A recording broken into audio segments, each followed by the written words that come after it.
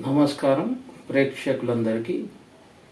భార్యాభర్తల మధ్యలో ప్రేమ సౌఖ్యత, ప్రేమానురాగాలు, విపరీతంగా ఆకర్షణ ఉండాలంటే మీ హస్తరేఖల్లో ఎలా ఉండాలో మీరు చూడండి. మన ఆయుష్ రేఖ మధ్య నుంచి ఇక్కడ బుద్ధి రేఖకు ఇలా రెండు రేఖలు వచ్చి కలిసినట్లయితే,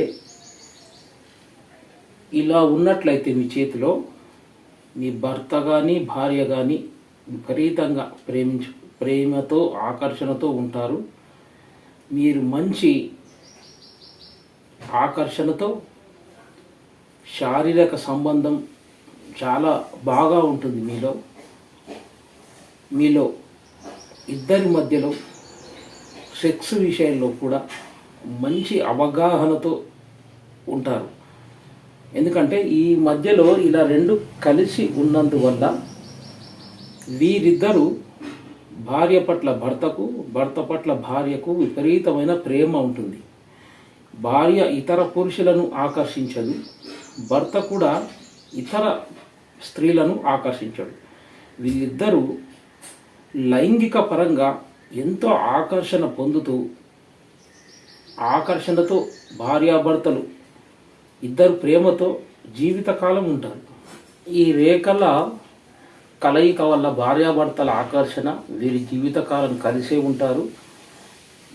ఇద్దరు కూడా ఎవరి ఆకర్షణలో పడరు ఇలా ఉన్నందువల్ల. అయితే ఇక భార్యాభర్తల మధ్యలో విభేదాలు, కొట్లాటలు, గొడవలు, విడాకుల వరకు వెళ్ళడం, లేక విడిపోయి ఒంటరిగా బతకడం అనేది కూడా చెబుతుంది. అదే విడాకులు, భార్యాభర్తలు ఎప్పుడు కొట్లాడుతూ ఉండడం, లేదా సడన్గా విడాకులు పొందడం, లేనిచో దూరంగా ఉండి భార్య భర్త విడివిడిగా ఉండి జీవించడం, లేదా పూర్తిగా చట్టబద్ధంగా విడాకులు పొందడం ఎలా ఉంటుందంటే,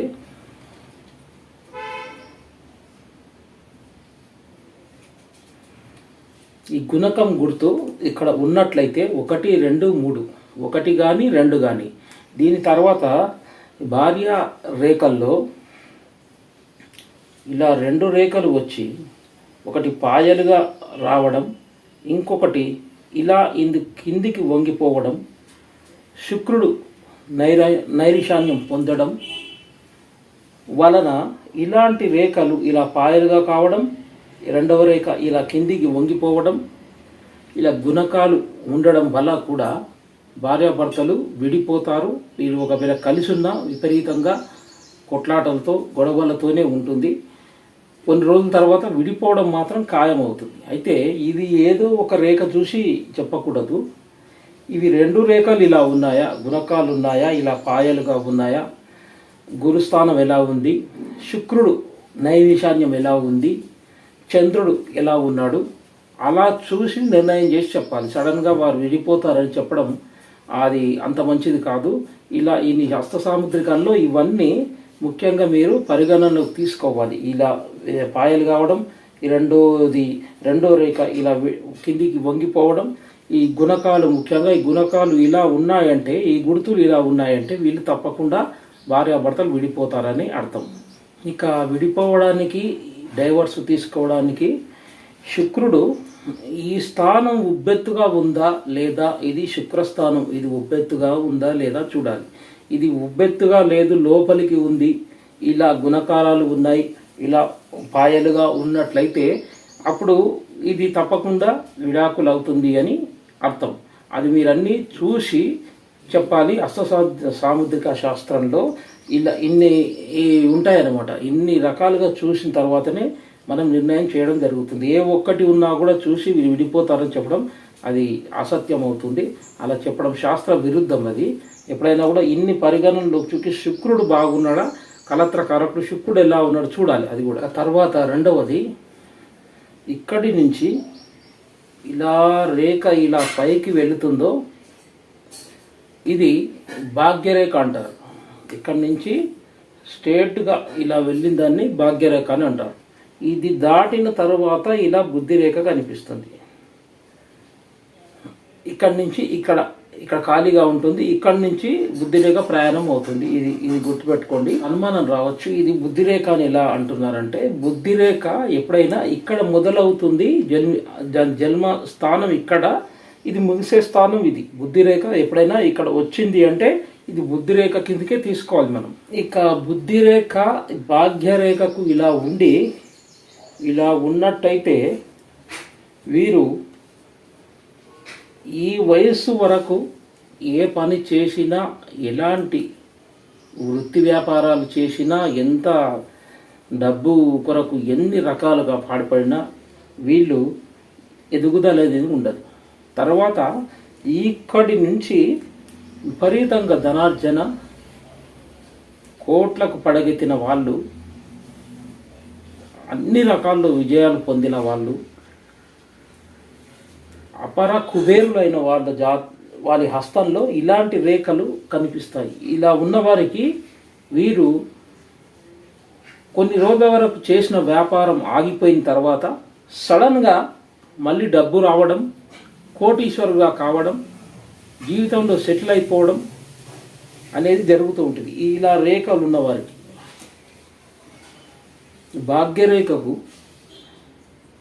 ఇలా స్ట్రేట్గా సూర్యస్థానం, రవి స్థానంకు వెళ్ళినట్లయితే దీనికి మళ్ళీ బుద్ధిరేఖ ఇలా వచ్చిందంటే, ఈ భాగ్యరేఖ పక్కన ఇలా నిటారుగా సూర్య వేలుకు వెళ్ళి బుద్ధిరేఖ ఇలా వచ్చింటే, బుద్ధిరేఖ ఇక్కడ వచ్చినా కూడా దీని జన్మ హస్త ఇది అంతర్గతంగా ఇలా ఉంటుంది.